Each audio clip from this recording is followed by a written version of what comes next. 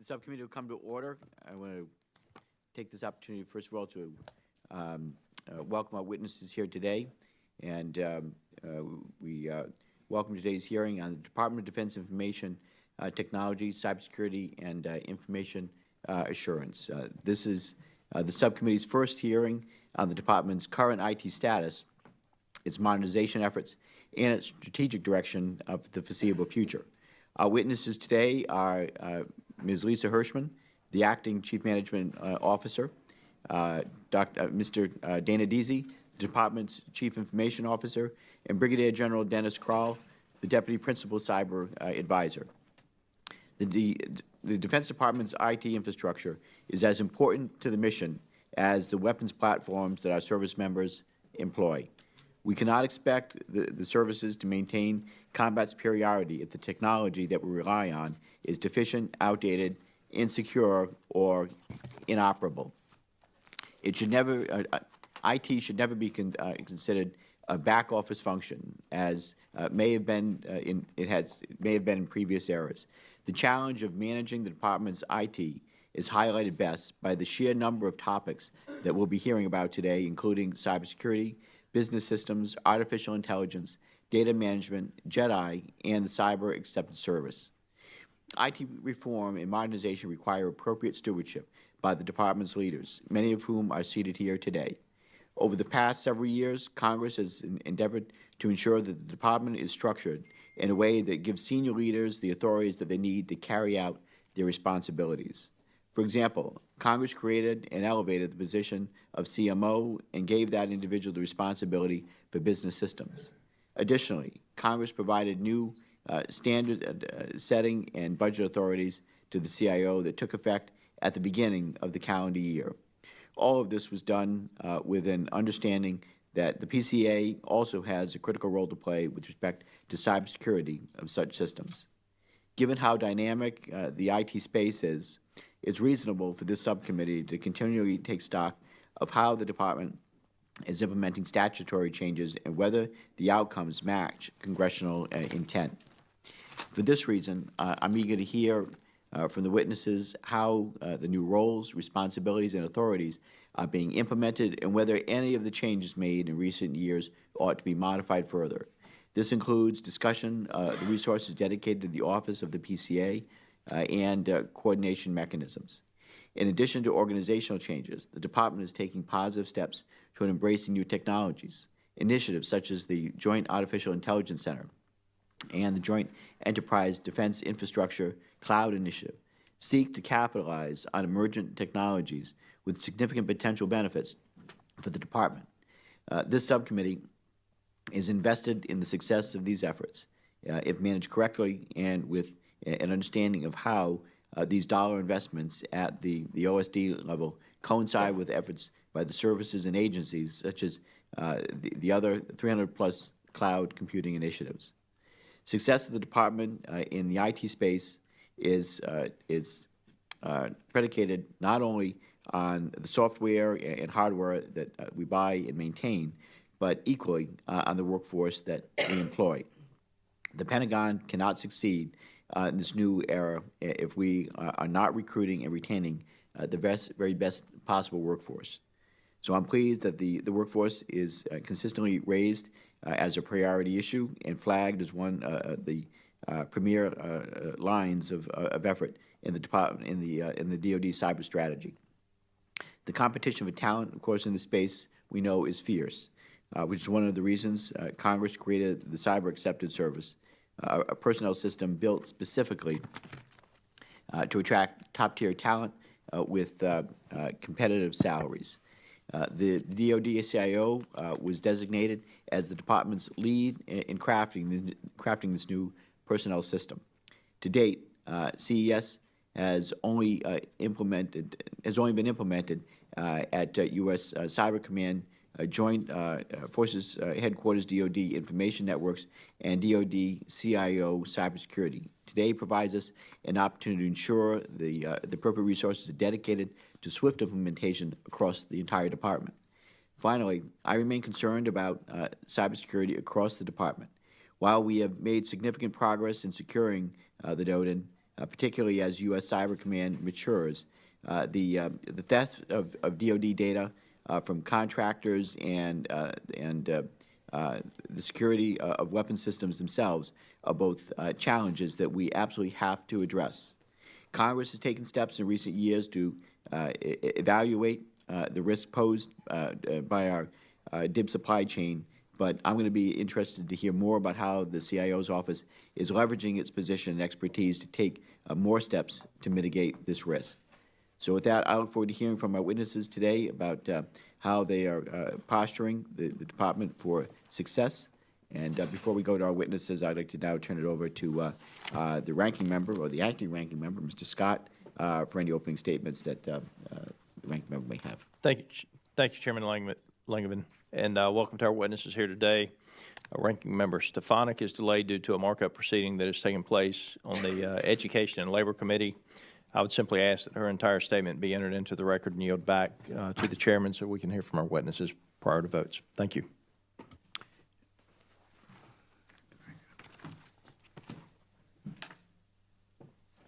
Very good. Well, I'd like to turn it over to our witnesses. Ms. Hershman. Ms. Hershman, we'll start with you. Thank you. Thank you, Chairman Langevin, Ranking Member Stefanik, and other members of this subcommittee for the opportunity to testify today on the Department's information technology, cybersecurity, and information assurance. I'm Lisa Hershman, the Acting Chief Management Officer.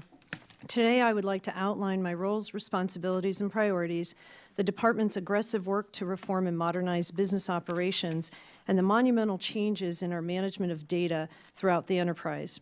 As acting CMO, it's my responsibility to deliver optimized business operations to assure the success of the National Defense Strategy.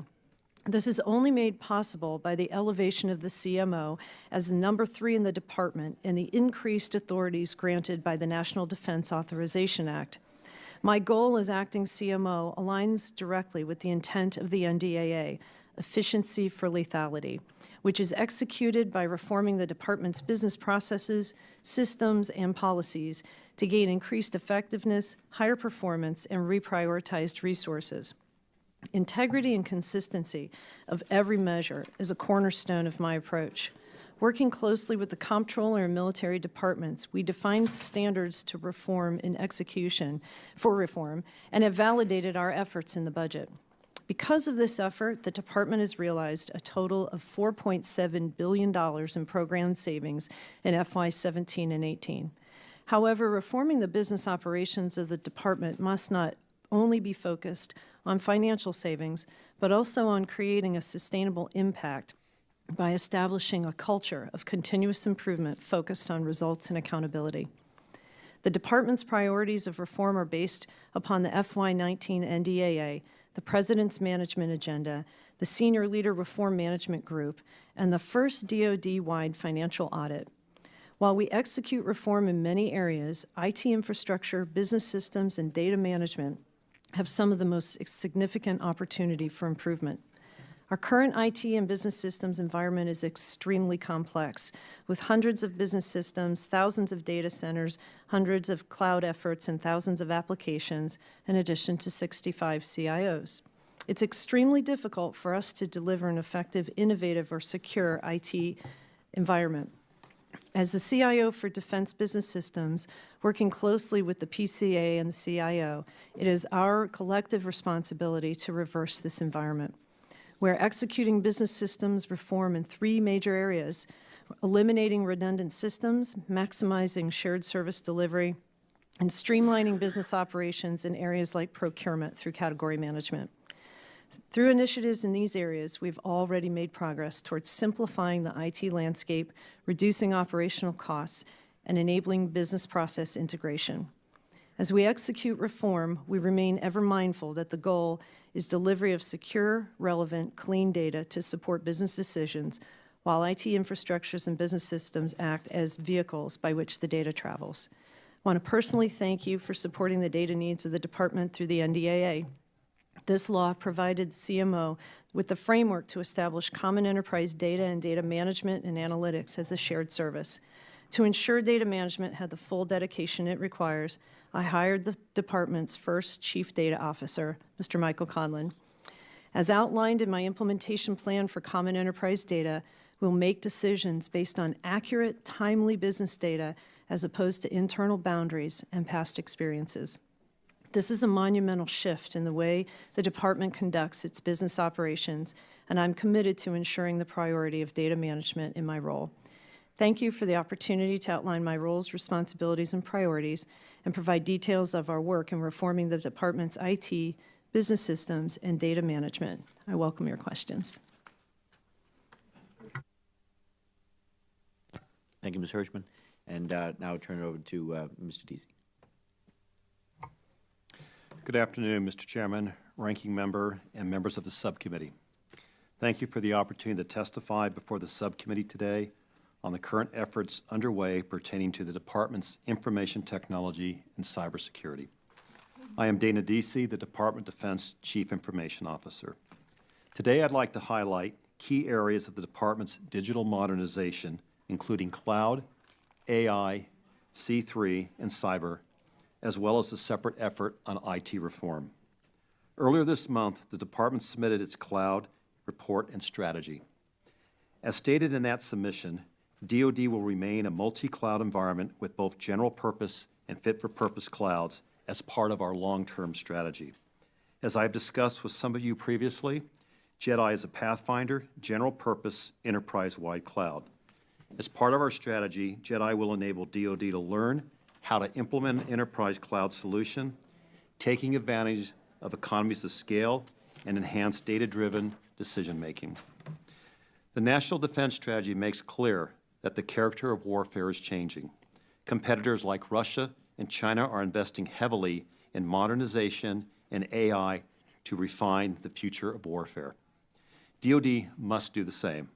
The AI strategy emphasizes the need to increase speed and agility, which will deliver AI-enabled capabilities, the importance of evolving our partnerships with industry and academia, and the department's commitment to lead military ethics and AI safety.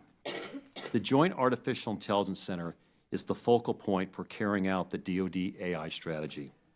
Jake will accelerate DoD's delivery and adoption of AI to achieve our global mission. The emergence of digital technologies has introduced new challenges to the traditional C3 landscape. In order to take advantage of the new digital capabilities and to protect our warfighter from corresponding weaknesses, we must modify and modernize our C3 systems. In order to facilitate economic growth while accounting for national security, DoD CIO working with USD R&E and federal partners will play a key role in the department's effort in the implementation of 5G. Turning to cyber, DoD released its 2018 cyber strategy this past September. The cyber strategy articulates how DoD implements the National Defense Strategy in cyberspace. DoD CIO working closely with DISA and PCA implements the DoD cyber strategy in close coordination with the military departments and component CIOs. DoD, CIO, and PCA co-lead weekly meetings focused on cyber issues with the Deputy Secretary of Defense, military departments, and OSD principals present. The department has created the Cyber Top 10, which help us to prioritize where and how we apply resources and innovation to execute our cyber strategy. The Cyber Top 10 focuses on remediation strategies for a complex cyber landscape with components ranging from information and networks to our cyber workforce and supply chain risk management and beyond. DoD CIO works closely with the Protecting Critical Technology Task Force to identify technical solutions to enhance protection of the defense industrial base. For the first time, DoD CIO is reviewing and certifying all IT budgets, which include cyber across the department. DoD CIO now has the authority to set and enforce IT standards across the department. The department's cyber workforce is critical to our mission success. Authorities provided by Congress, such as the Cyber Accepted Service, has allowed the department to adjust existing personnel policies and to implement new policies that account for this dynamic need in an increasing important mission area. DoD CIO is working closely with the CMO to modernize business systems and to eliminate legacy networks, infrastructure, and applications. In closing, I want to emphasize the importance of our partnership with Congress in all areas, but with particular focus on digital modernization and IT reform. I look forward to continuing to work with Congress in these critical areas. Thank you for the opportunity to testify this afternoon, and I do look forward to your questions. Thank you, Director. General, the floor is now yours. Thank you, Chairman, Ranking Chairman, and members. I appreciate the opportunity to come here and talk to you a bit and answer your questions from an implementation or outcome side of this equation here in front of you. So I'm honored to lead the Office of the Principal Cyber Advisor's cross-functional team. This was put in motion in NDAA language back in 2014, Section 932. And while that predates by a few years language in the 2017 NDAA, Section 911, which gets after cross-functional teams writ large and encourages that in the department, I think it meets the vision, or at least I hope it does, that Congress was looking at in a cross-functional team. And I'm going to say this with some measured enthusiasm, because while I'm excited about what I would consider to be our launch point and where we are right now, there's a lot of really heavy lifting ahead. And the measure of our effectiveness is really yet to be proven. But I'm optimistic that we're going to get to where we need to be. So it's a really good start for the team and getting after the strategy that was just mentioned. So to the point, the cross-functional team is focused on outcomes. It doesn't do us a lot of good to have a cyber strategy or a posture review that shows gaps and not really have a means to close those gaps and show outcomes and improvements. That's what I'm focused on 24/7, is the team looking at getting the outcomes and implementing the strategy and learning from that as we go through our process. We're also taking a hard look at our measures of effectiveness. I've made comments before that I used to think that one of the hardest things to do in this line is to start new work. I've learned that it's to stop work that's currently in progress. So to make good decisions where maybe things have gone past their point of good investments, and the department needs to be more flexible to turn to those things which really pay bigger dividends. We're looking at all of those. So really, what is the recipe, just very quickly, what makes, I think, our efforts unique this go-around than maybe what you've seen in the past? There's only a few ingredients. The first of which I would say is we've got really good team members. We're allowed to pick them, and they come from a good cross-section across the department. And because we are looked at normally as not having a bias, because we have so much diversity and background, that we're normally a trusted entity that can diffuse some of these problems and move the department forward. We've got a solid strategy, as Mr. Deasy mentioned.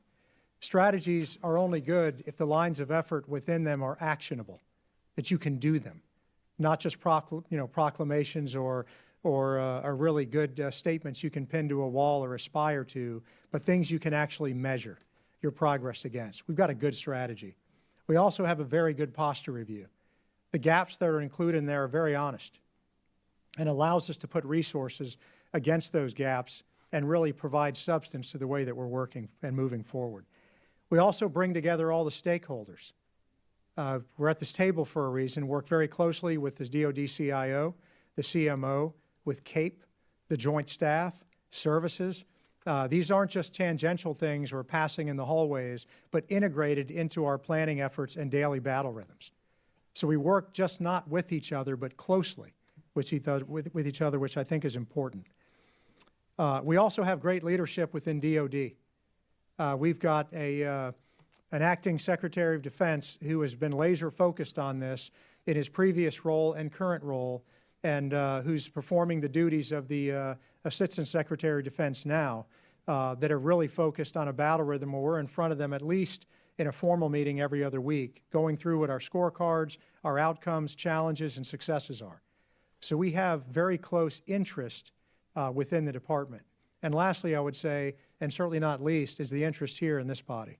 Congress has done us well to establish the cross-functional team and put us on a good glide slope to achieve results. So I thank you for the language that we have in the NDAA and also your staffers who are sitting in the back. I assure you this, they know what I do as well as I know what I do. because they've been in my office spaces, they've read through our work, they've seen our product and how we're moving forward, and they've been extremely helpful at keeping us on path. So with that, I thank you for the opportunity and look forward to taking your questions. Very good.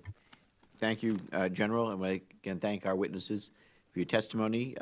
We'll now go to questions. We're expecting votes around 2:30, so we're going to get through as many as we can, and then we'll recess, and then we'll be coming back. As is the case with the full committee, the chair and ranking member are not on the clock, but it's up to us to keep ourselves in check. After that, we'll recognize members according to seniority, according to who is here first at gavel. So with that, let me start on the cyber accepted service. So obviously we've touched on this topic. I'm glad you all have mentioned it. Congress created the cyber accepted service for the Department of Defense to be able to hire a skilled and talented cyber workforce. I understand, though, that less than 5 individuals from your office are dedicated to implementation of this authority, which is significantly delaying utilization of new hiring authorities across the department. So as I noted in my opening statement, the workforce is the principal IT, is the pinnacle of IT reform, modernization, and assurance. So, Mr. Deasy, I'm going to go to you first. Can you please describe the resources your office is dedicated to implementation of CES and why, not more dedicated? Why do we have more dedicated implementation authority that might be needed? So as General Crall pointed out, this is a very important tool set you gave us. I will tell you that as I've dug into this, this isn't a case of the volume of people we need inside of my respective organization or working on General Crall's cross-functional team. This is about competencies that need to exist in them. This is a new way of doing business. And more importantly, the P&R organization in the respective mill services need to train up, I think, at a faster rate, the people that they need to bring on board to actually accelerate cyber accepted service. If you look at where we are today, as you pointed out in your opening remarks, U.S. Cyber Command, DISA, DoD CIO office is well on its way. Where we need to up the game and up the speed is inside the respective mill services. Now, General Crall here is living this on the front line each and every day in terms of how we're tackling this. So I respectfully would see if he would want to add any comments to this. Thank you, sir. I would add, sort of really to the point of your question, in our implementation experience thus far, we have identified inside the building, and I have a request that we're putting together now that'll be making its rounds to Mr. Deasy here shortly, that asks for some more resourcing inside the building to get after unfolding this a bit faster. So that's one area, just to be blunt. We could do a little bit better inside the building to get after it, and I'm articulating what those specific needs are. So that's forthcoming. The second piece that we're looking at is for all the talk in implementation, one area that the department is focused on that, again, we've got to pick up the pace a bit is in how we do security clearances. The onboarding process can be very frustrating. So while we might have 4 of the 5 elements of the recipe right in bringing people on, if we can't bring them on quickly because they're held up in the security clearance process, it's potential that they lose some interest and we don't garner the result we're looking for. So there is an effort underway right now to get after both of those critical areas. I'm concerned about the slowdown with the security clearance process as well, and I know we're looking at alternatives, including using technology as more in perhaps a pilot project to see how the two would compare using algorithms and data analytics to speed that process along more quickly. But I share your concern about the clearance process. And I'll be interested, General, to hear more about the resources that are requested to more fully implement the work that you're doing. So, Ms. Hershman, has your office been able to utilize CES, and what is your perspective? We have not to this point, so we don't have that perspective yet. Why is that? We're just actually about 6 weeks into the being the managing the business systems piece. Okay. Well, we're going to want to follow up with you on that and to see the degree you'll be able to utilize CES. To all of our witnesses, I mentioned in my opening statement, Congress has enacted major statutory changes regarding the position of CIO, CMO, and PCA over the years.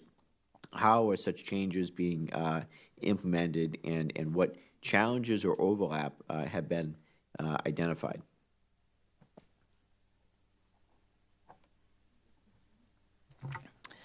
So Dana and I have, from the very beginning, worked very closely, primarily from the reform standpoint, but we have been able to come to an agreement on how the roles and responsibilities are bifurcated. In general, we, as CMO, manage all the business systems and the data pieces of the department.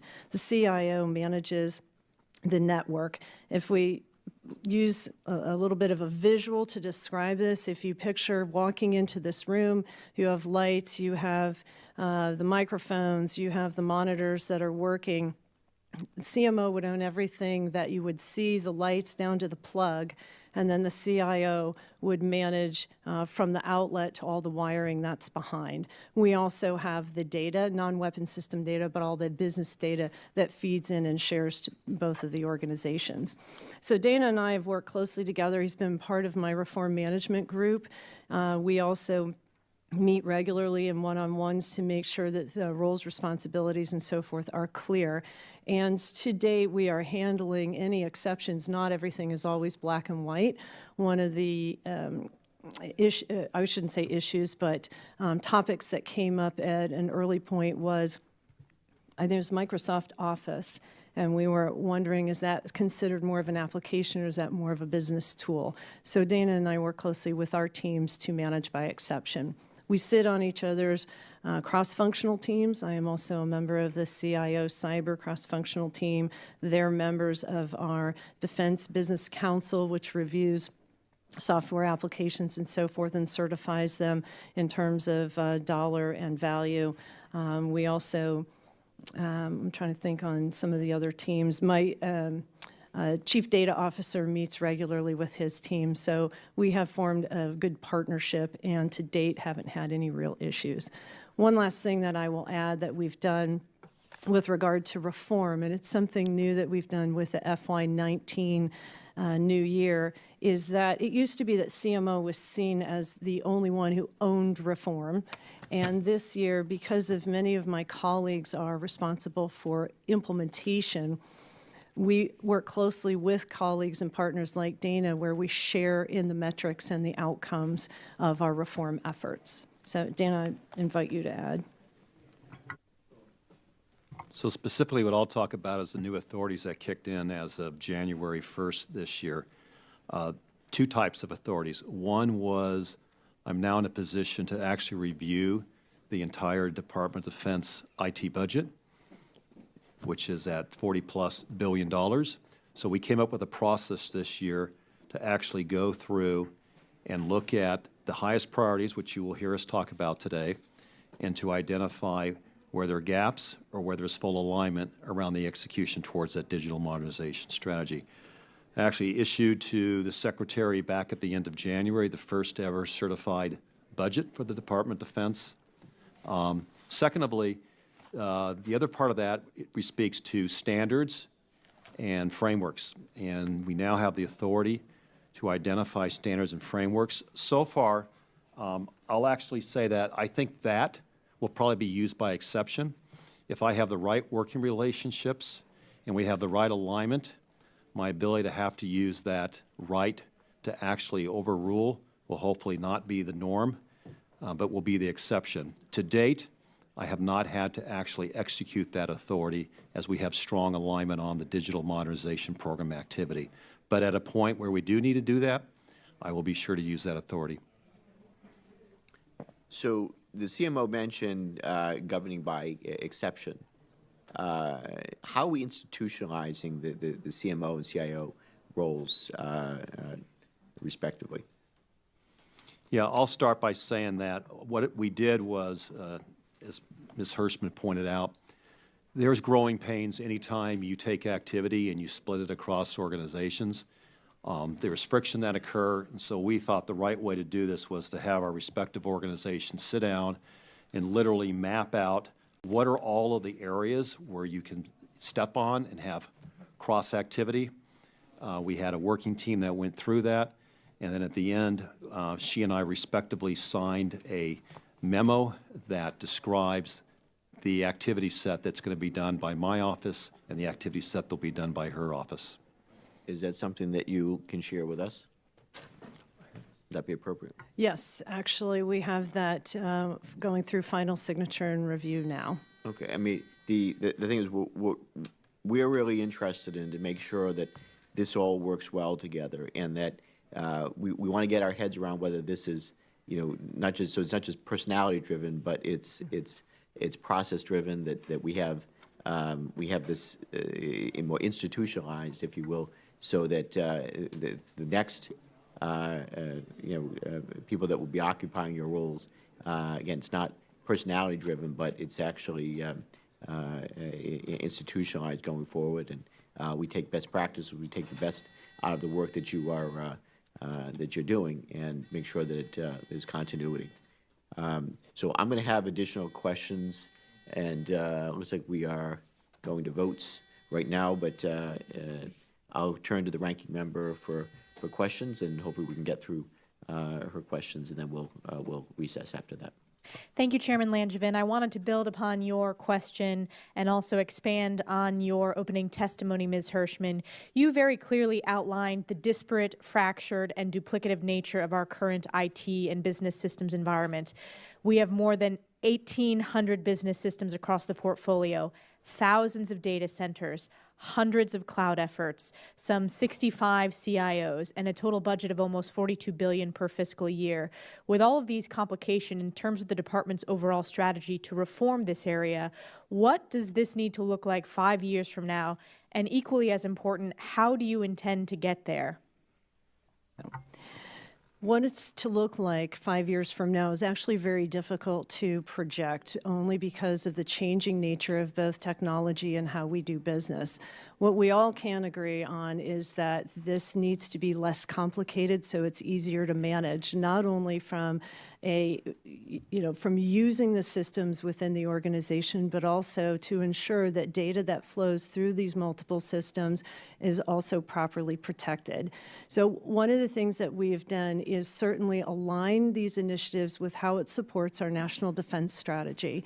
We also, from a reform perspective, are looking at what it will create the biggest impact, create the greatest value, and what's the timing.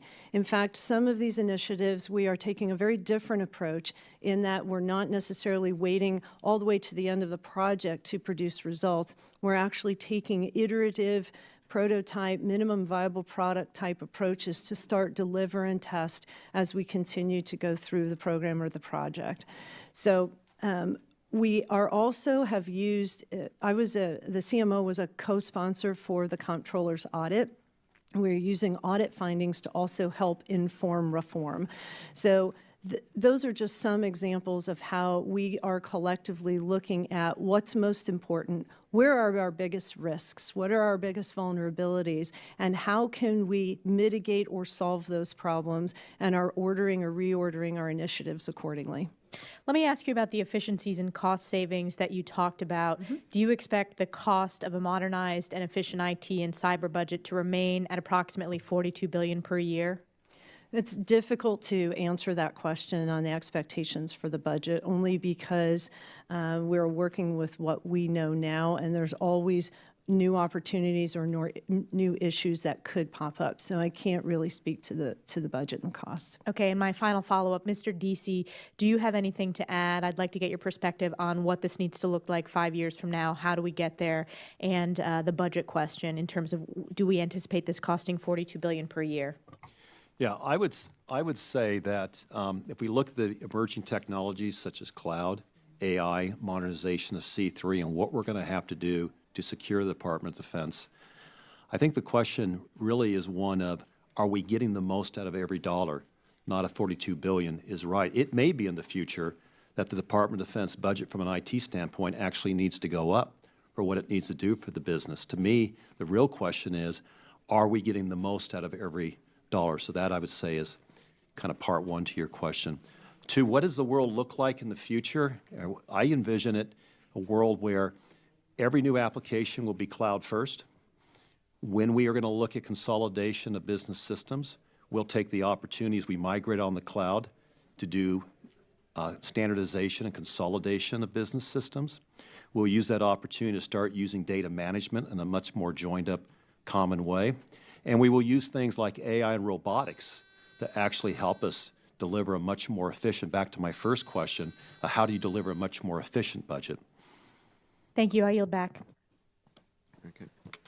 Okay, so votes have been called. We'll recess until about 5 minutes or so after votes. So with that, subcommittee stands adjourned. Committee will come to order. Again, I want to thank our witnesses for testifying here today.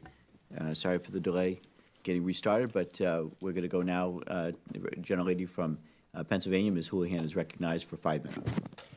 Thank you, Mr. Chairman. Thank you so much to all of you for coming. I have a few questions for you. The first one is to Ms. Hershman. I was wondering a little bit about the capabilities of our domestic manufacturing. 20% of our memory chips are only made in this country, and the rest come from international sources. And I was wondering if you had any concerns that we need an organic source, a domestic source of these kinds of manufacture of these kinds of chips to make sure that we're secure with the work that you do and also for business in general. I would say in general, we share your concerns. However, my role does not deal with that directly, so I will defer to Mr. Deasy or Mr. Crall. Thank you. So do I believe that we need a domestic supply chain for key chip? Absolutely. All you have to do is look at things like 5G. And the need to have an industrial base in the U.S. where we can get secure technologies such as what you're referring to is something I think we need to focus more on, yes. Ma'am, I wouldn't add any more to that. So I have the follow-on question is, what sort of legislative help can we as a Congress provide to you so that we can enable that to happen? I would tell you I'm not sure I'm the right expert, being the CIO, to tell you what the policy requirements and how best that we legislate that. I'd be happy to get the people engaged inside the Pentagon that would be best able to address that particular question. Thank you. My next question has to do with small businesses. In addition to being a veteran, I'm also an entrepreneur. And we know that small businesses play a really critical part in our defense industrial complex, and they are obviously mostly supply chain related in most cases. And they are largely fairly inadequately prepared to deal with issues of cybersecurity as they're growing or starting up. And so my question is, how is the department working with entities like small businesses and up and down the supply chain to make sure that cybersecurity practices and IT systems are protected from the threats that we know exist and that larger companies are capable of handling? So I share this concern. When we start talking about small businesses at what I'll call Tier 2, Tier 3 down in the supply chain, they don't have the wherewithal, the financial wherewithal, nor the knowledge, domain expertise wherewithal at the sophistication levels at Tier 1. A couple things that we are looking at in this space is, one is, how do we use the NIST framework, and how do we take that framework to help educate the Tier 2 and Tier 3 in a way that it's more effective for them to use? Two is, I'm a firm believer in that we need to develop a independent standard, kind of like what we have for CMMI for development or ISO 9000 for quality. I think this needs to be developed. I think if we could get this developed in this country, this would actually help to better educate and focus small business on the talent they would then need to hire. I think the last thing is, we are looking at how do we use technology that we're starting to put in place, maybe at cloud technology, that would allow us, instead of passing data to them and then them having to secure it, how could we keep the data on our own premises and they could connect into it? So that's another thing that we're evaluating. Excellent. Thank you very much. And the last question I have is that my understanding from our briefings here and then also at the NSA is one of the biggest vulnerabilities for all of us employees, regardless of where we work, is spear phishing attacks. And I'm wondering what you have done to make sure that you're holding people accountable, if you are holding people accountable for these kinds of mistakes. And are there any practices that we can adapt from the accountability for individuals? Are there best practices that we can adopt from accountability from individuals that you have found effective? Yeah, I'll be happy to take that. So coming from private industry, one of the stats that we know exist out there is if you look at all the vulnerabilities that get created, this is both inside government as well as private industry, it's human error still tends to be the #1 cause of the vulnerabilities. And at the top of that list is spear phishing or just general phishing. To that end, I think best practices that I've seen in private industry have been around training programs where you actually create test phishing campaigns. You use those. You actually then phish a set of employee base that you want to start with. And it's real time because what comes back to them is the fact that they've just been phished. They get educated in real time on what they're seeing in that email that would have shown them the attributes of what a phishing looks like. And then you follow through with a round 2 and you reach a point where if someone continues to fail, then you take other actions which would include increased training. Wonderful. Thank you. I yield back. Thank you. Thank you, gentlelady. Mr. Scott is now recognized 5 minutes. Thank you, Mr. Chairman. And I appreciate the department's total force perspective in using all facets of civilian and military forces to get ahead of our adversaries. We've granted new hiring authorities for cyber accepted services, direct hire authority, and pay adjustments and salaries. How far are we along with the implementation of this? And are there other barriers that are holding you back from recruiting and training the right people? If so, how do we intend to overcome these barriers? How are you working with universities, ROTC programs to create a conduit of new talent for this career field? And what additional resources do you need from Congress in the way of either language in the National Defense Authorization Act or other forms of legislation to assist you in this field? Sir, I'd be glad to take that question. So, and I appreciate the scope that you just framed that, because those are really kind of a mixed bag for us on areas that I would say, and I'll cover them, that I think we're doing better in some and not so well in others. So I'd like to take a look at really our target audience. The department, and I've testified on this before, that the department has to do a better job, and we're looking at ways to ensure we understand the market properly. In many cases, we think we know where we should be recruiting, and we may not be recruiting to the level that we should. So understanding the type of applicant that we're searching for and the needs of those applicants, we need to bolster our understanding a little bit better. So we're looking at a way to kind of package that. I think your comments are spot on internships. For example, we do too few of them. Academia has proven their willingness to work with us. And as a department, we've just got to really take advantage of those where it makes sense. We have several of these near our bases that would be attractants to these things, and we're still underutilized. I think on the ROTC front, we're doing a little bit better. And I realize that may not be a detailed or satisfying enough answer, but we are addressing that. And I've talked to the services about how they run their programs, and it's clearly an area of interest in the college environment. But the last piece I would say is our biggest challenge, and we've covered this a little bit earlier today, and I'll just reemphasize it. Rolling this out at a level that's sufficient, I think, is a fair criticism where the department has to do better. So the phase 1 of the cyber accepted service was modest by design, of under about 500 billets that we put out to make sure that we knew what we were doing. Were we trained properly? Could we track those individuals properly? And you're right, Congress has given us a lot of enhancements, from pay to direct hire, et cetera. This next phase, which we're in right now, is going to bring that exponentially higher in number. And the resources in the building are lacking for us to both internally and then at the service level to make sure we can handle that workload, and we are addressing it. When you say resources, do you mean money? Do you mean physical resources? What? People, sir. People. Which could be viewed as money. Sure. But Yeah. looking at people, to dedicate the right number in the mix to get after this at scale. And that scale has to change for us to meet pace. Okay. Anybody else like to comment on that? So having spent most of my career in private industry, I would say that one of the problems is a whole government issue we have to address, and that is most cyber people never come across government in their career. They just don't touch it. They don't intersect with government.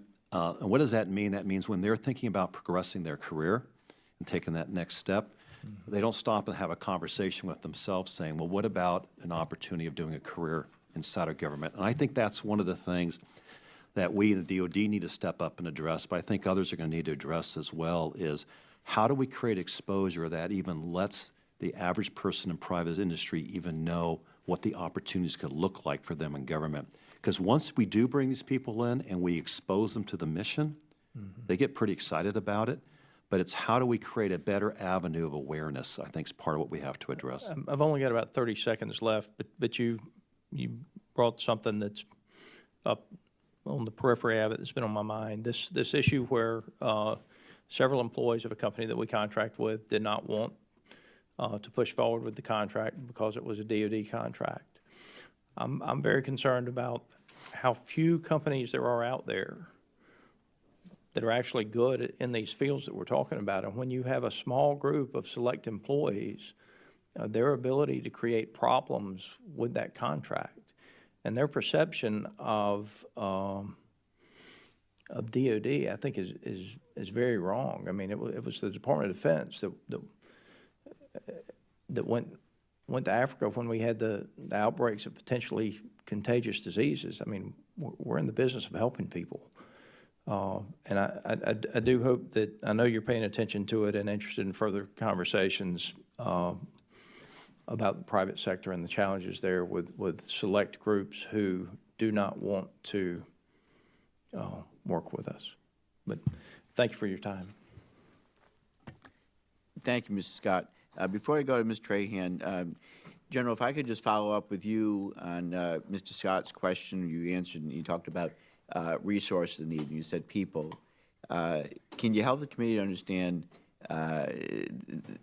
the amount of people we're talking about in numbers? Is it 10? Is it 50? Is it 100? Ballpark it for us, not to hold you to that, but we're trying to get our arms around this as well, and your perspective would be helpful. Yes, sir. So my evidence behind my number, I'm just going to admit, is a bit sketchy, but to do service to your question, the department had looked at having between 5 or 6 people full-time to do the initial planning and rollout, which again was kind of modest. So my ballpark estimation would be at least that number of 5 or 6, and likely something closer to the order of 10 internally if we're dealing with thousands that need to be, brought in, and the training that's required, because they have to travel to some of these places to make sure that training takes place and it's understood well. So that would be my ballpark estimate, sir. Good. I mean, that doesn't seem like a significant increase over what, so I mean, that seems to be eminently doable. You're talking about an additional number of people that are needed? It does seem that way, yes, sir. So which office needs to provide those resources? Sir, I think that would come across several offices potentially to do that, and I'm not an expert, but I think the requirement for that I'm piecing together, I'm trying to answer that question now to submit to Mr. Deasy. So to be fair, he hasn't received my request. Sure. But I think that will rest with him eventually, and we'll have to look within the department as to where the resources come to get those hirees. Okay. I appreciate it. Your candor is very helpful, and it helps us to understand the scope of the challenge and what we need to do to get this right. With that, let me recognize Ms. Trahan from Massachusetts for 5 minutes. Thank you, Mr. Chairman. Thank you. You mentioned the opportunity in government and how some folks in the private sector don't even entertain that possibility. You know, given the recent shutdown, what is the value proposition? How are we going to attract and retain the best and the brightest from everything from MIT to competitive community colleges to help us tackle this problem? So it's clearly the mission. And let me bring it to life through an example. We ran a yearly competition where universities compete on a cyber challenge, and then we bring the winning university in for a day into the Department of Defense, and in that they get a chance to meet with my office, they get a chance to meet with several of the principals, the COCOMs, the military side, and by the end of this day, every single one of them says the same thing. I had no idea just how amazing it could be to do this sort of work if I had not had the opportunity to come in and spend a day and just get exposed and talk to people and hear firsthand from the people out in the field why cyber matters. So yeah, I cannot stress the importance enough for a lot of young people, if they never get exposure, they never talk to someone in uniform, they're just not going to put in the forefront of their mind, you know, coming and working for the DoD.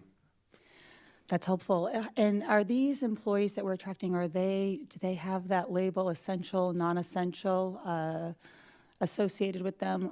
How would they be affected by a potential shutdown, for example?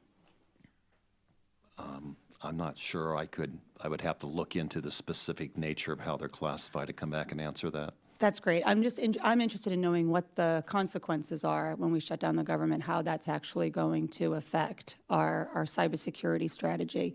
But I will shift gears. The success of our, I believe I just read something that you were quoted, Mr. Deasy, that the success of our AI initiatives relies on robust relationships with industry, with our allies, certainly with academia, to meet the needs of speed and agility specifically.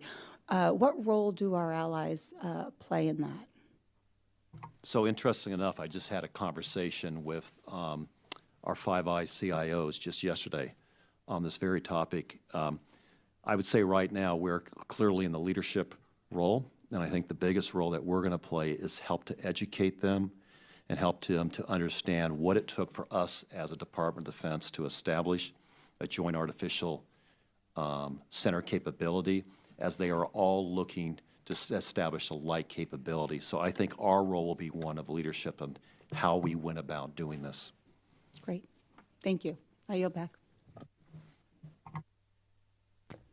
Thank you, Mr. Strahan. Recognize Mr. Waltz now for 5 minutes. Thank you, Mr. Chairman. I just wanted to thank you all for coming, by the way. And General, I wanted to pick up, or Mr. Deasy, on your comment about human capital and the challenges that you're having with human capital. What role do you see the Guard and Reserve playing in there? It seems to me if there's any entity that flows back and forth between civilian and uniformed or even government service, it would be the Guard and the Reserve that can kind of, one, stay current on the civilian side as technology paces so quickly, but then flow back in as they come in and off of orders. Where do they fit into the broader strategy? Sir, you know, the question is timely. We just had a chance to take the team down to Augusta, Georgia, and talk to a lot of the units that are down there that are practicing this. And the Guard and Reserve is really a staple of the conversation, not an add-on. So a lot of the Guard and Reserve units are extremely active, very competent, cutting-edge technology trained, and a very integral part of what we do. So I can't comment on to the adequacy, you know, if we're doing enough or not enough. But I know that many of those Guard units have quite a bit of operational time under their belt as well. So very proficient, very impressive, and we use them regularly, not just in their activated time periods, but in their civilian period as well. And I would admit, I don't believe that's limited just to cyber.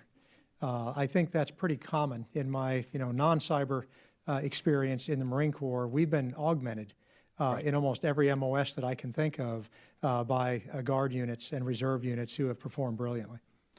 Fair enough, but I would think that it would be quite unique to cyber, right, or at least the technology field.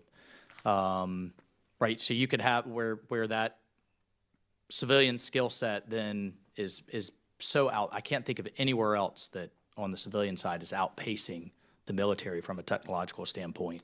Well, maybe, sir, because here's an area where it depends on what kind of mission we're talking about. Yeah. So if we're talking about defensive missions, and those individuals have experience doing kind of our protection type of work, possibly.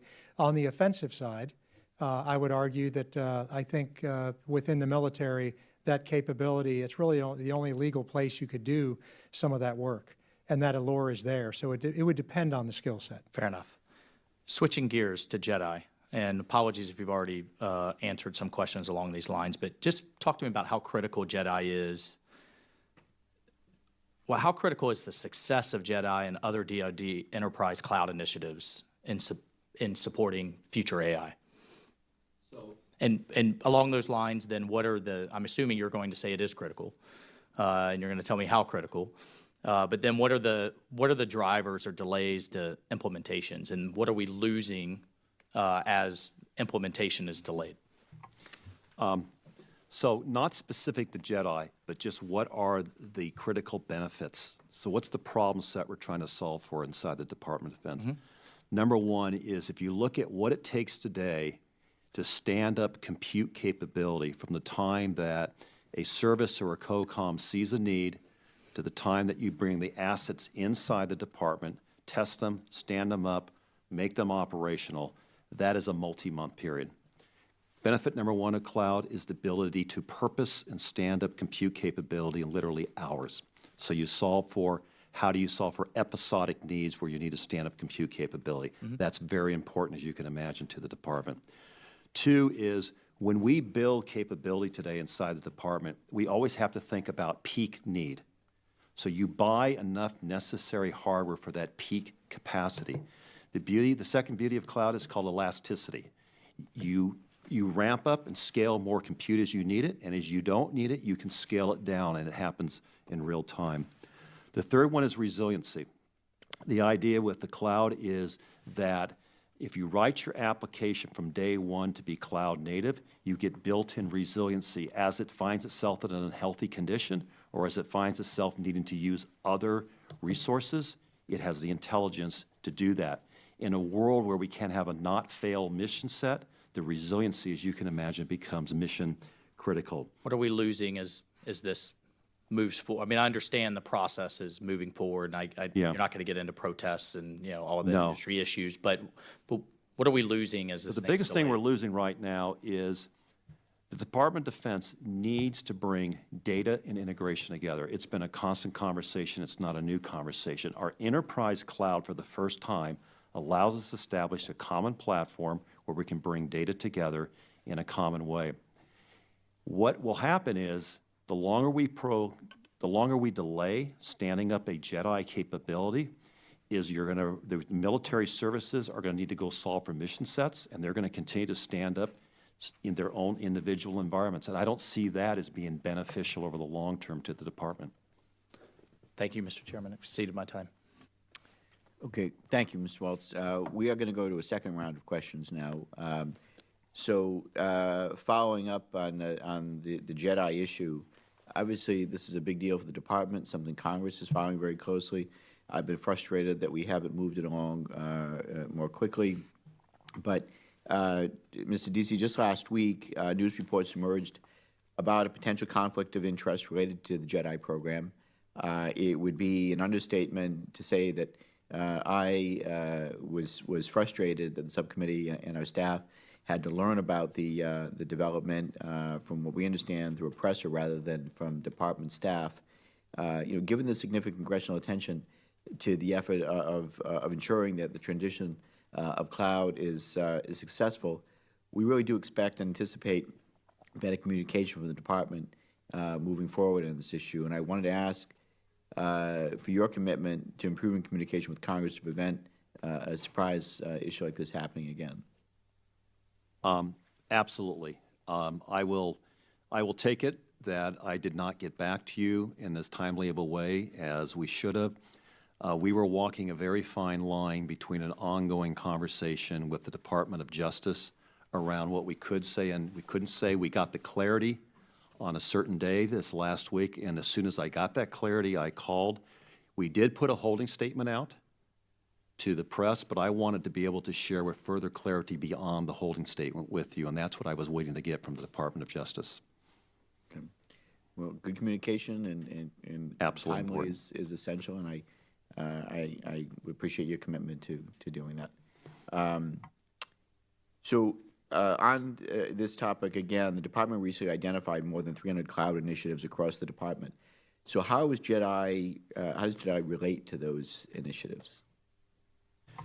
We believe that inside those 300 initiatives are what I'll call general purpose cloud computing, meaning that many of those initiatives do not need what I'll call a unique cloud stack, but they can be best served through something referred to as JEDI. And then we have some that sit inside there that are truly going to need what we call fit for purpose or unique cloud capability. Until we can get a direct line of sight as to how soon we'll be able to stand up a general purpose cloud capability, obviously the cloud initiatives need to continue. As soon as we know within line of sight of what I'll say probably within 60 days of when we think we'll actually be able to go live, then we'll be able to go back to some of the early portions of those cloud initiatives where they're still in the early days and redirect them. That is our intent. So the fine line we're walking right now is not to impede the need for mission success where people are standing up on the cloud, but as soon as we can provide clarity to the DoD on when the enterprise cloud will be available, to then redirect those activities onto JEDI. So your best guess in the world of cloud, what percentage you think are unique, specific to each of the departments, and what are more common? What percentage is going to be more common in cloud? Yeah, the way I like to have this conversation, it depends if we're talking legacy or what I like to refer to as brownfield, or if you're talking greenfield, new applications that need to be written. I am a strong believer that the vast majority, probably 85–90% of all things in the future that we were to build could go on to either a fit-for-purpose or a general-purpose cloud. So then that begs the question, what about the world of all the applications you have today? Many of those applications, just the sheer cost and the magnitude of lifting them and reporting them onto the cloud would be cost prohibitive, would be time prohibitive, would probably not serve the department well. So what you really have to do is you have to then go through your legacy estate based on the cloud we're eventually going to stand up, and that's actually a key statement, based on what it is we're going to stand up, and then be able to start targeting what would the services look to do what's called a report, where they're going to rewrite the application, or a lift and shift, where they're going to take the application and bring it over as is and put it onto the cloud. So there's various ways we can move over, but the big thing hanging out there right now is until we know what that architecture and that cloud's going to look like, it's very difficult to start estimation exercises.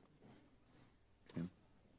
And Ms. Hershman, from your perspective on business systems, what capabilities will JEDI bring to reform, and how does the Chief Data Officer you recently hired intend to utilize JEDI, and how is he working with the CIO on data management? So, yes, sir, that it does have a big impact on what we're doing in CMO. As Mr. Deasy explained, that it has an interrelationship with data. So Mr. Conlon, our Chief Data Officer, does work with Mr. Deasy and his team. We were very fortunate in that Mr. Conlon comes from industry and also has a cyber background, which makes him a very unique find. What I also am struggling with, similar to my colleagues here, is those hiring authorities. While previously, before the business systems role, we had not looked purely at IT, but just from a data management standpoint, we too have difficulty with the hiring.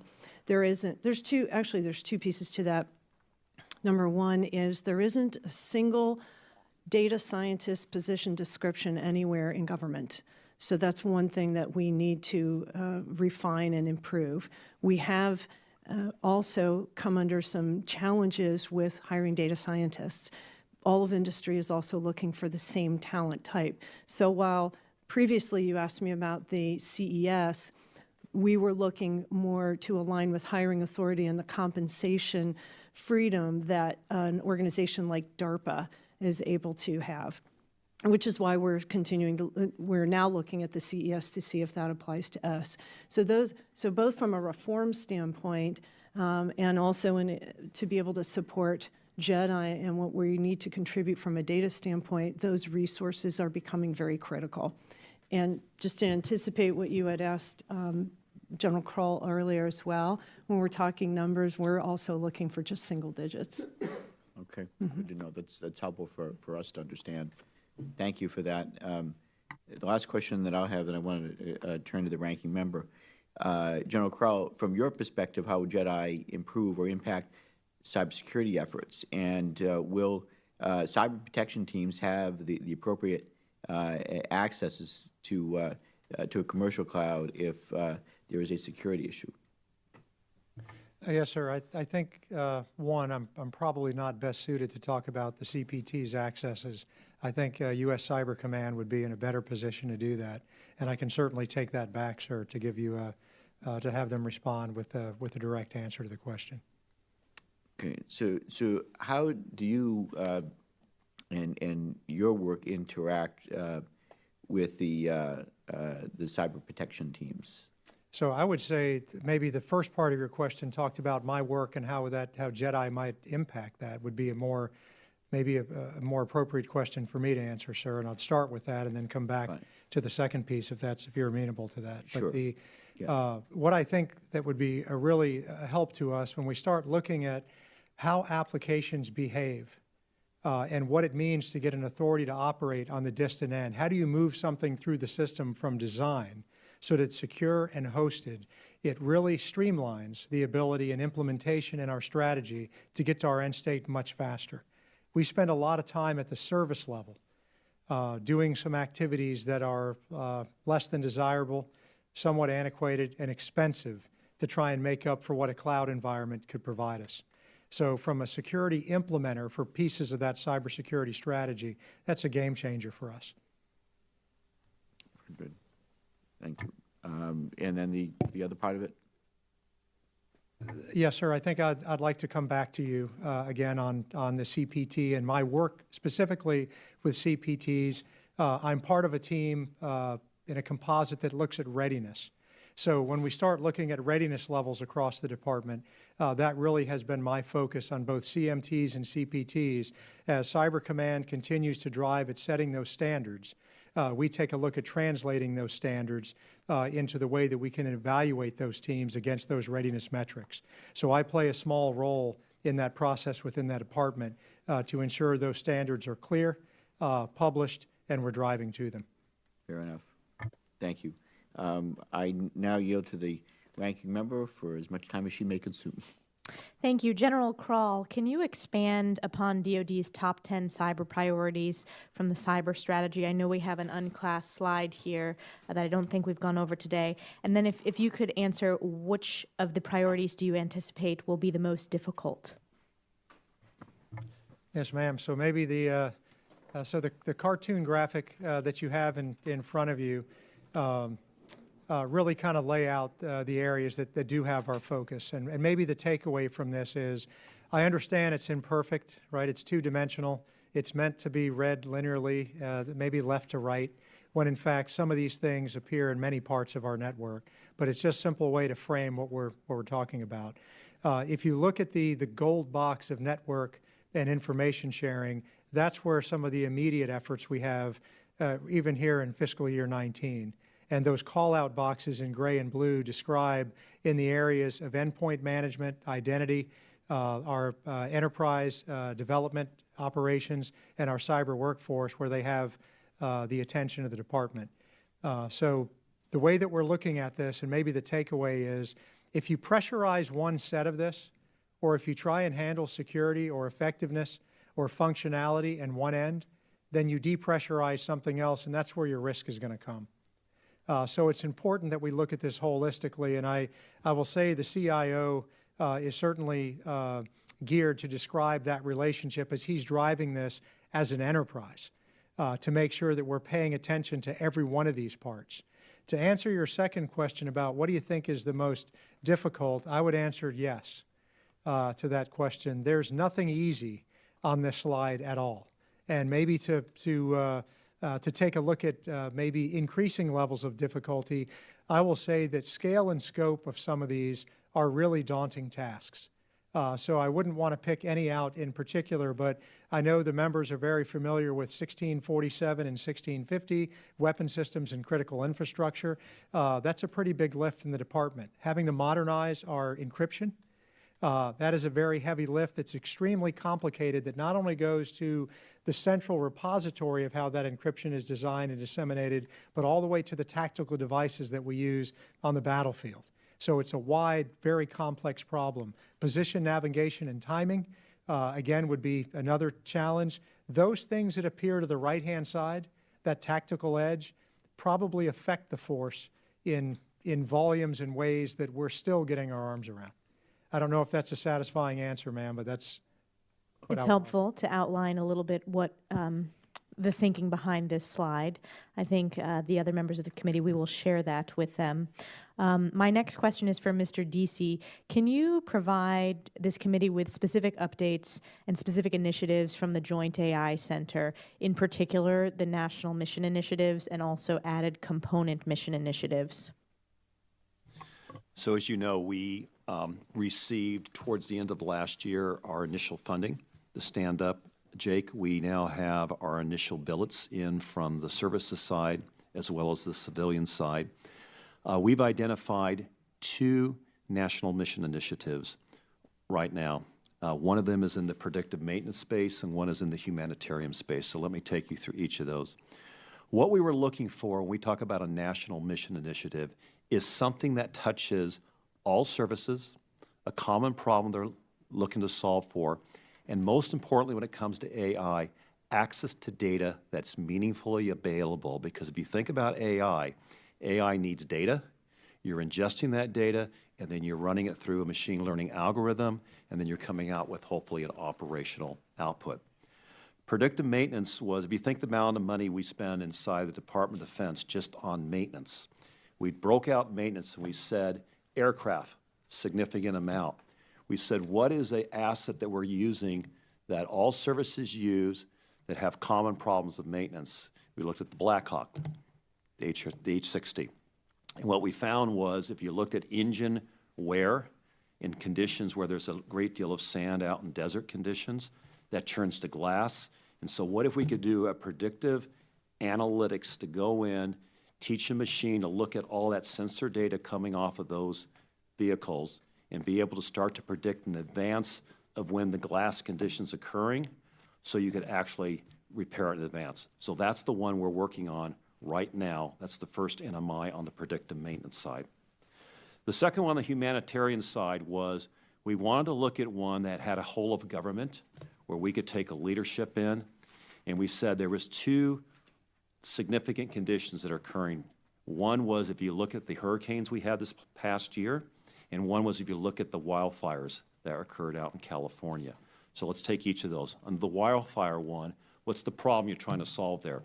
You're trying to solve for the fire line, where it exists, and what if you could take imagery instead of the human asset having to go out, visually look at the fire line, but actually use artificial intelligence to look at the fire line, determine where it's moving, and be able to overlay that onto a handheld device that a firefighter is using.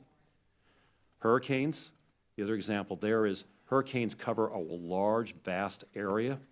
So can we use imagery over a large, vast area to determine where the flooding's occurring, how high the flood waters are, and whether there's human in risk space or other types of assets in a risk space.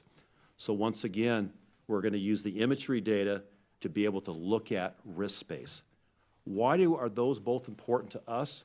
Because the algorithms that we will develop to intelligently learn fire lines, or the algorithms we will develop to intelligently learn better way of looking at flood, is we will be able to apply that to other mission sets inside the Department of Defense.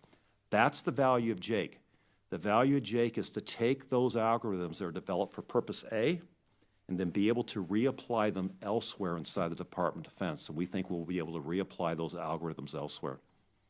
So just to follow up on the reapplication of those two national mission initiatives, you know, one of my greatest concerns when we think about emerging threats, it's China's investment in AI capabilities and China's investment in data, that this is a strategic priority.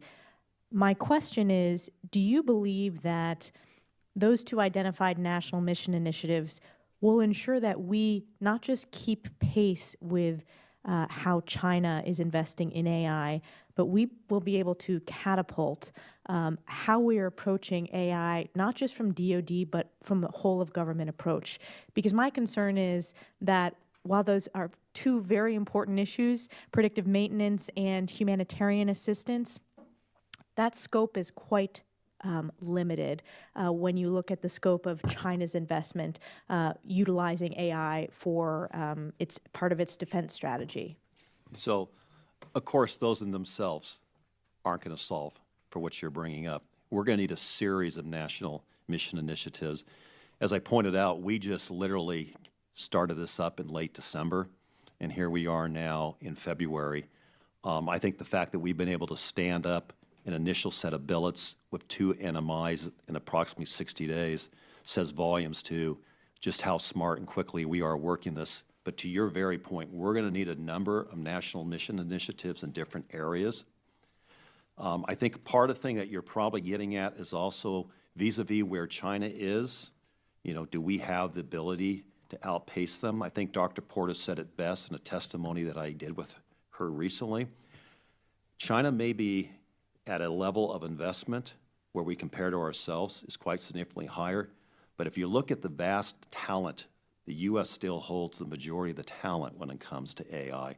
And what we have to do is we have to learn how to quickly leverage and bring that talent in, which is why I'm so passionate about the need that Jake has to connect to the academia world and to the private sector world, because our success is going to require those partnerships to go well beyond 2 NMIs.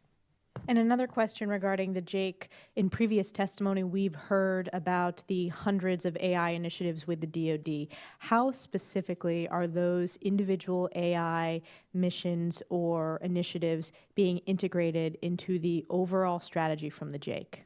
Right now, there's not a significant amount going on inside of Jake to integrate those individual projects. Where that integration will take place, and it goes back to Mr. Waltz's question earlier, is going to be how do we stand up an enterprise cloud capability where all of those individual projects can benefit. Cloud itself does not do a whole lot. It's what you put on top of it that matters. And what we need to put onto that cloud is data. And data is what's going to drive the success of a lot of our AI initiatives across the Department of Defense.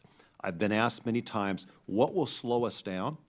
And what will always slow us down is our access to data, our ability to quickly integrate that data, and then to turn that data into something that we can then apply machine learning. Yeah, no, I understand, Mr. Deasy, the importance of cloud and the importance of data in terms of the fuel when it comes to AI. But my question, and I'm going to continue asking these tough questions of the department, is when we're creating a joint AI center and we're failing to integrate the hundreds of other AI initiatives within the department, that's of concern here because it means that we are not looking at this from a whole of department approach. Again, I understand the connection to moving to the cloud, to access to data, but we need to continue pushing the department when it comes to how we are addressing AI, because I'm fearful we're falling behind our adversaries in terms of how they are addressing this. I want to ask a budget question as it relates to AI.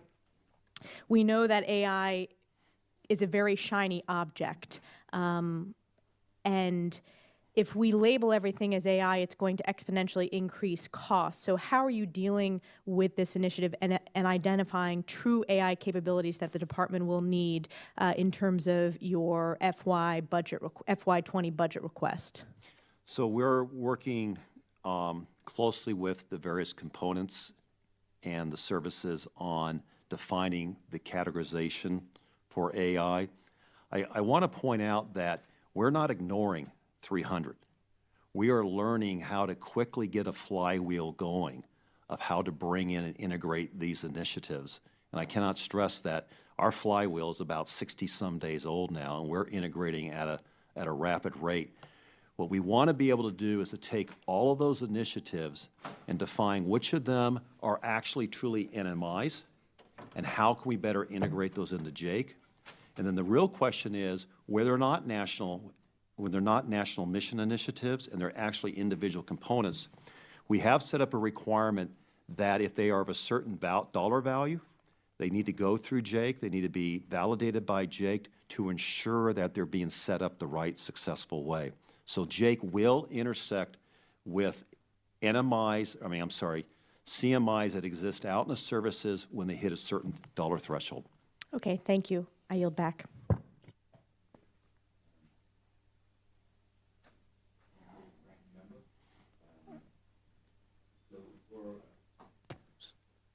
Thank you, the ranking member.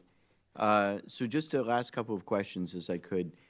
Going back to discussion on cloud, Mr. Deasy, I just wanted to say, so a fit-for-purpose cloud obviously can only be pursued with an exception from the CIO's office. Do you have an estimate of how many exceptions you're going to issue? You might remember earlier there was a question asked about all the... I don't think your mic is on. Apologies. Okay. Earlier there was a question asked about the ongoing 300-plus cloud initiatives, and I pointed out that one of the things we need to do is to go through and take a determination of how many of those are more general purpose versus what will be truly fit for purpose. That is something we still have to do. Right now, obviously, our focus is to make sure we know what the architecture is going to look like for our general purpose, which will help inform us on things that will stay fit for purpose or move over. So it would be really inappropriate for me. I would be surely guessing as to a certain percentage or a number of those 300 that will be migrated onto general versus fit for purpose until we understand the overall architecture. Okay. And last question I had for you, Mr. Deasy, and for the panel. After CES Phase 2 is unveiled and implemented, will there be a petition process for DoD components to participate in CES, and such as the case of Ms. Hershman and the data scientists? I think I understand the nature of your question is taking cyber accepted service and how do we expand it to beyond. So I will tell you right now, we are already using that. Authorities on how we're approaching AI. We're going to need to use those authorities clearly when it comes to things like data scientists. So one of my asks back to Congress is to continue to help us on how we take the great work we've done with CES and think about other technologies that we're going to be confronted with and we're going to want to leverage inside the department and be able to use the goodness of CES beyond its original cyber intended purposes. Okay, but there'll be a petition process within that? Okay. Yeah. Very good. That's all I had at this point. Anything from the ranking member? Okay. So in closing, let me just say, if I could, Mr. Deasy, and I appreciate the work that you and all of you are doing on these important topics. If I could just mention, I think that the approval request for resources, if they can move quickly to implement the cyber accepted services, those requests, they're approved quickly. It doesn't seem like there's not a large number of people we're talking about. Those that would be helpful to move things along more effectively. But I leave that to you to work out, and we'll be following up with this closely. I really do thank all of you for your testimony and for the work you're doing. I look forward to following up further on other hearings or briefings. But with that, no further questions. The committee stands adjourned.